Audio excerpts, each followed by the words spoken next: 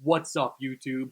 Robbie Vapes back again, and today we are going to be talking all about Nick, so stay tuned.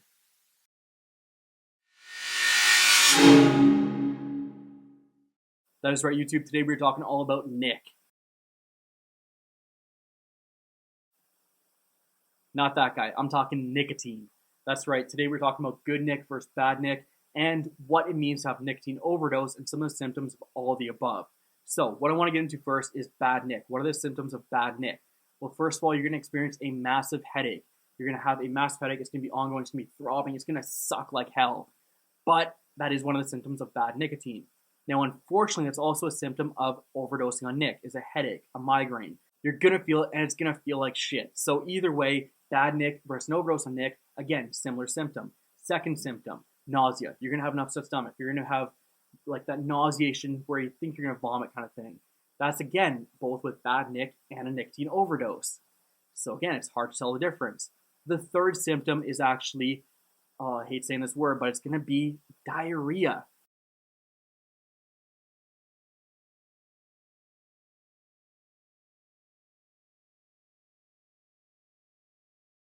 That's right, guys. The third symptom of both bad Nick and a Nick overdose is going to be loose stool or diarrhea. Now, again, all three symptoms on both those levels are the exact same.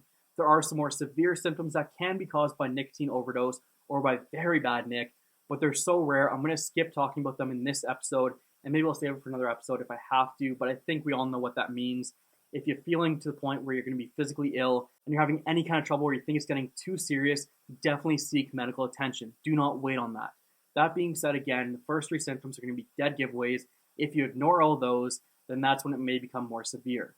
So with that being said, how do you tell if it's bad Nick or just an overdose on nicotine? Well, the first thing I recommend doing is if you do have any of those symptoms, immediately switch juices, and while you're switching juices, go down to a lower nicotine strength. Now, what should happen is you should get rid of all the symptoms immediately. The problem with that is you don't know what it was. Was it an overdose of nicotine or was it just bad Nick? Because you're switching juices, you don't know. But if you cut back on nicotine, what you can then do is gradually increase back to the point where you were. For example, if someone's doing 12 milligram and they decrease to say a 6 milligram and they're feeling better, they can then gradually work their way back up to 12. Once they've done that, if they feel no more symptoms, it might have been just bad Nick. If, however, the symptoms return, that's when you know that it's just a Nick overdose, and maybe you're okay to switch back to that other juice you're using, just cut back on the nicotine that you had before. If you're vaping a 12, go down to a 6 or a 9 if available. 6 is pretty common, but 9 is a little bit more uncommon than what it should be because it is a very good intermediate between 6 and 12. So moving on from the symptoms, let's talk about proper nicotine storage. If you are interested in getting into DIY, the first thing you have to know is how do you store your nicotine. Nicotine is a key component in DIYing, and if you want to get into DIYing, you have to know how to properly store your nicotine to avoid it going bad. So how do you store it? Well, you want to store it in a very cold place, particularly a freezer. That's where I store all of my nicotine. And you'll see the differences of what happens when stored at room temperature compared to how it's stored in a freezer. And just to give you a quick example, here's a picture of, I'll put it off to the side here. Here's a picture of nicotine stored properly in a freezer.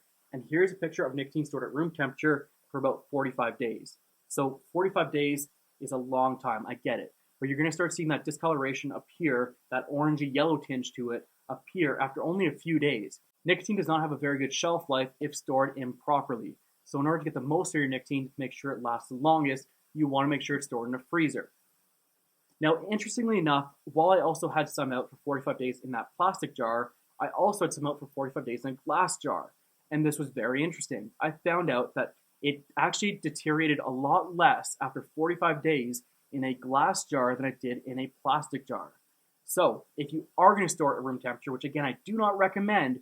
In fact, you know what? Even if you're not storing at room temperature, I do recommend storing in a glass container to preserve the integrity of your nicotine. You can see here the glass jar compared to the original jar that was just taken from the freezer just moments ago. They are pretty much identical in color. There's a slight yellow tinge in the glass jar, but for 45 days, it's lasted pretty well, and it looks good. Now, I haven't tried it yet, so I cannot confirm that it's held up its integrity over that time, but at the very least, the coloration stayed the same, which is usually a good indication that it's still good Nick. I will probably not be using that anyway just to be safe, but it has woken me up a little bit to using glass in a lot more things that I'd use for DIYing. With that being said, that's what it looks like to be bad nicotine and good nicotine. The final thing I want to mention about nicotine is, of course, always wear hand condoms, or I guess as you common folk might call it, gloves. Yes, that's right. You do not want to have nicotine make contact with your skin. It is an irritant and it will cause some irritation on your skin. It'll cause some discoloration, some yellowing, all that good stuff, which you do not want to have because it is a bitch to get off. So definitely recommend using gloves, even if it's something like what I'm using is 36 milligram. I did actually just invest in some 100 milligram nicotine, but previously to that, I was using 36 milligram, and it's just, even with that, I got used to using gloves, so I have no problem using gloves when it comes to the stronger stuff. The 100 milligram I just picked up. Now, all of my nicotine I personally get is max VG nic. I personally don't like PG nic. I find it has too much of a throat hit. But if you are interested in that extra throat hit, there is PG nic available, or even a balance of the both, of a 50-50 blend of PG and VG nic that is available out there. So that's going to do it for today. I hope you guys learned something. If you did, let me know in the comments section what your thoughts are. If I missed anything, again, ask away in the comment section. That's what it's there for. If you guys ever have any questions, make sure to ask me. I will be sure to answer them as fast as I can.